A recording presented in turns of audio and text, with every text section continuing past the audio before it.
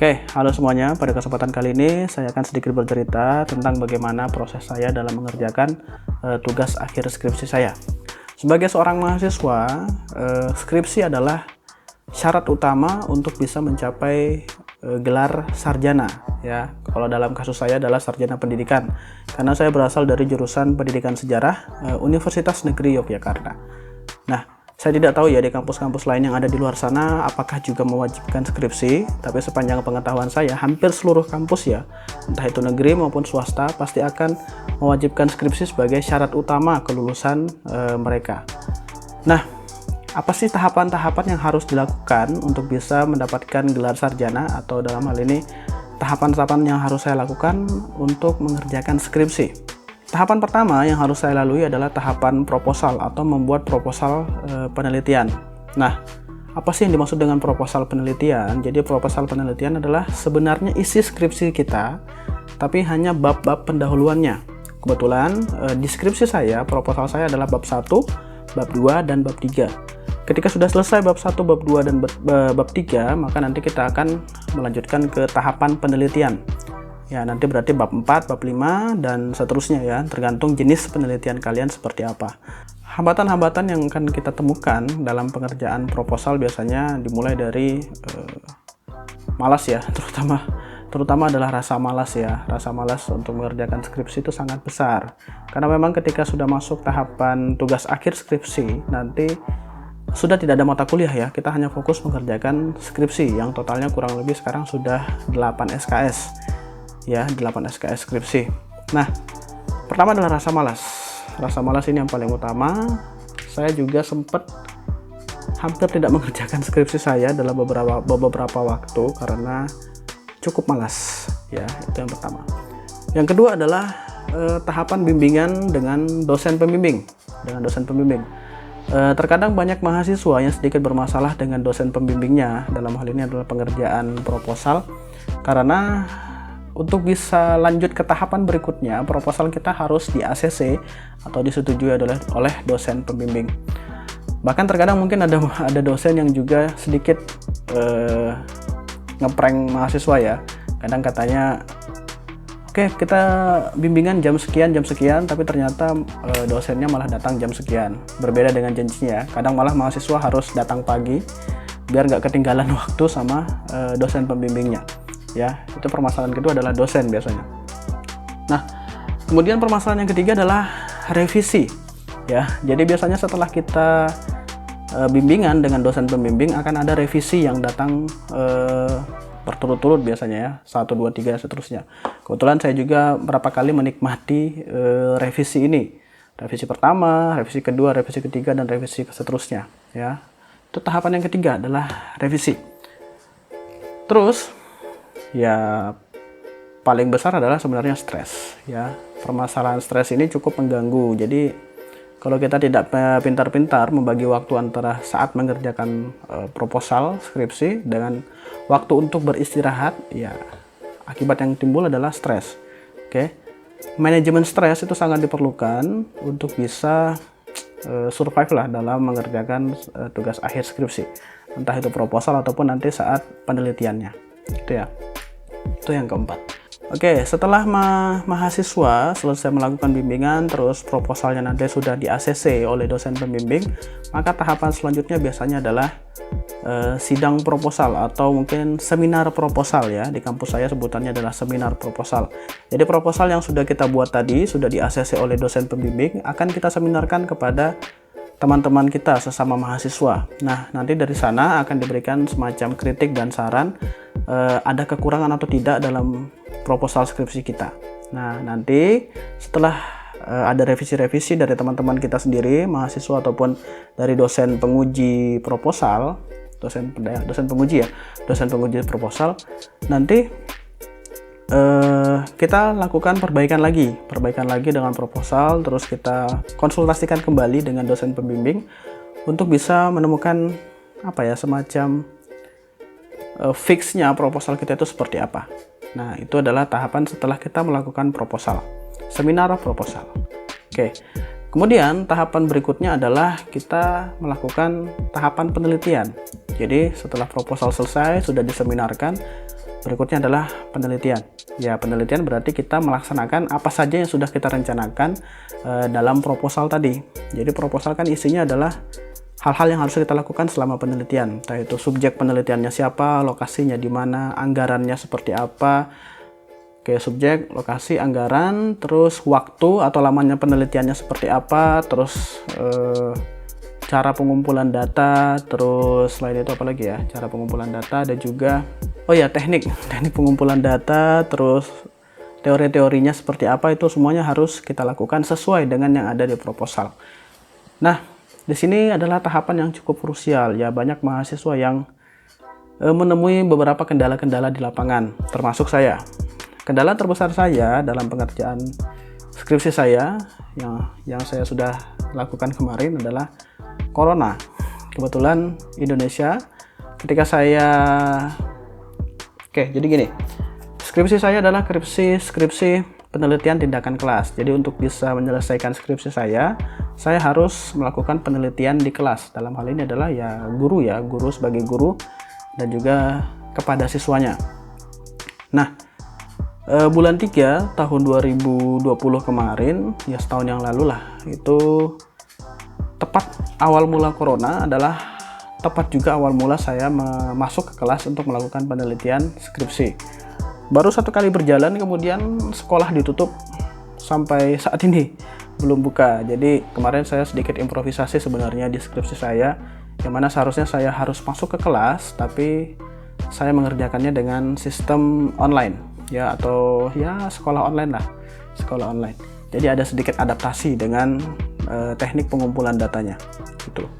Sesuai dengan video saya sebelumnya, setelah saya tidak bisa mengerjakan skripsi saya memutuskan untuk fokus di rumah, membantu kerjaan orang tua ya, sedikit ada waktu lebih lah, soalnya selama 4 tahun berkuliah di Jogja ya sangat jarang sekali sebenarnya waktu untuk pulang.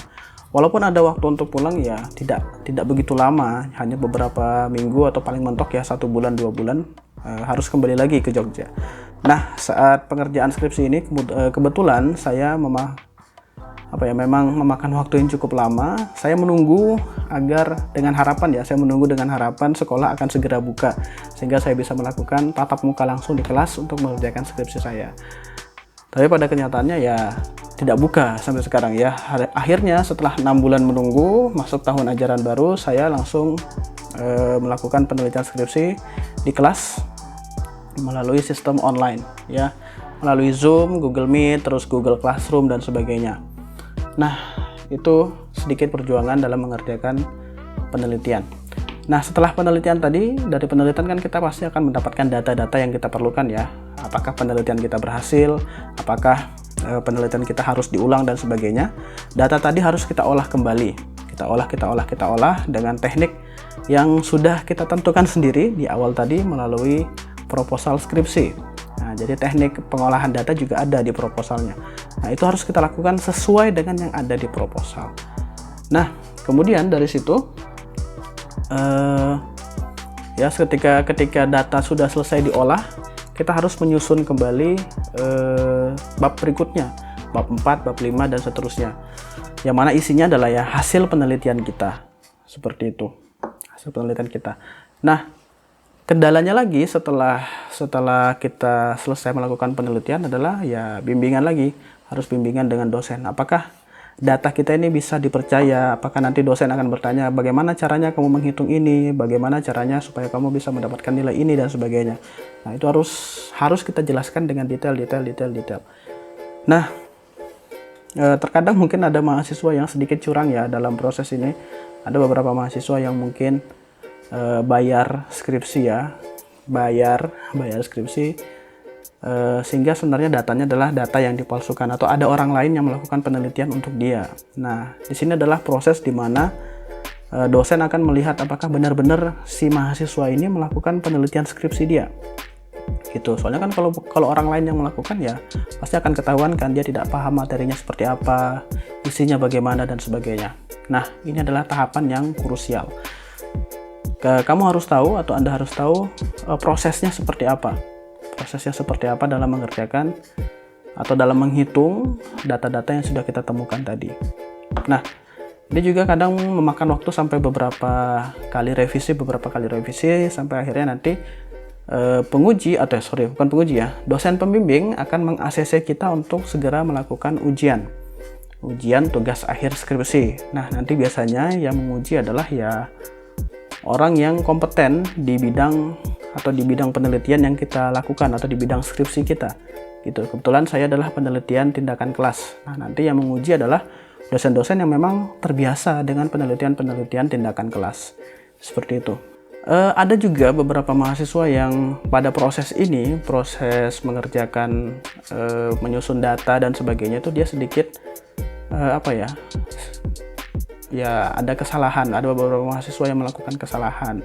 Contohnya apa? Dia tidak mengikuti susunan atau tata cara yang sudah dia tentukan di proposal. Jadi misal di proposal dia ingin menghitung datanya dengan cara A, tapi ternyata di hasil penelitiannya dia menghitungnya dengan cara B, yang secara jelas berbeda ya antara A dan B. Nah, ini terkadang menjadi masalah. Jadi mahasiswa kadang harus mengulang penelitiannya. Dan ini memang terjadi. Ada beberapa mahasiswa yang harus mengulang penelitiannya. Ya, dengan mengulang otomatis akan menambah biaya untuk skripsi, biaya ngeprint dan sebagainya itu pasti bertambah. Harus diperhatikan bagaimana cara kita menghitung data. Jangan sampai berbeda dengan apa yang sudah kita tentukan di awal tadi. Jangan sampai berbeda juga teori kita seperti apa, kita bahas di penelitian malah menggunakan teori yang lain. Nah, ini yang sedikit berbahaya. Ya, bukan sedikit sih, emang berbahaya. Nah, setelah selesai di ACC terus sudah melakukan revisi-revisi tadi, akhirnya kita akan melakukan ujian tugas akhir skripsi.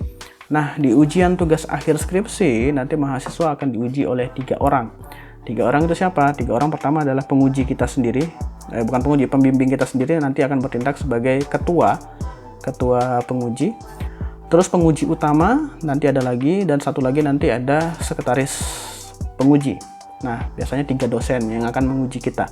Nanya apakah kamu paham dengan skripsimu sendiri, kamu nulis apa di skripsimu sendiri. Nah, itu nanti akan diuji oleh 3 dosen tadi. Nah, kebetulan yang menguji saya pertama adalah profesor ya. Penguji utama saya adalah Profesor Ajat Sudrajat, mantan dekan Fakultas Ilmu Sosial. Terus yang kedua ada guru besar, ada Profesor Saiful Rahmat ya. Penguji saya, kebetulan beliau juga pembimbing akademik saya selama saya kuliah. Nah, itu. Kemudian pembimbing saya adalah Bapak Dr. Andes Muhammad Nur Rahman, MPD. Yang penting kalian paham dengan materi kalian di skripsi, materinya yang kalian teliti apa, ya tidak akan ada masalah dengan penguji. Nah, biasanya nanti setelah diuji akan ditentukan ada sidang kelulusan, nanti masih dalam proses sidang, dalam proses ujian skripsi ya, nanti ada sidang kelulusan. Nanti ketua penguji akan memberikan informasi apakah skripsi kita diterima atau tidak. Nah, kalau sudah diterima, nanti tantangan berikutnya adalah nyari tanda tangan. Nah, kebetulan saya juga online ya, selama proses pengambilan data, bimbingan pasca penelitian, serta ujian, itu semuanya dilakukan dengan online. Jadi tantangan berikutnya adalah mencari tanda tangan. Saya harus revisi. Setelah ujian biasanya ada revisi, pasti ada revisi. Setelah kita menyelesaikan revisi, nanti akan diberikan tanda tangan pengesahan tugas akhir skripsi. Nah, itu nanti yang tanda tangan ada 3, penguji utama, sekretaris penguji, dan ketua penguji. Itu semua akan memberikan tanda tangan di skripsi kita.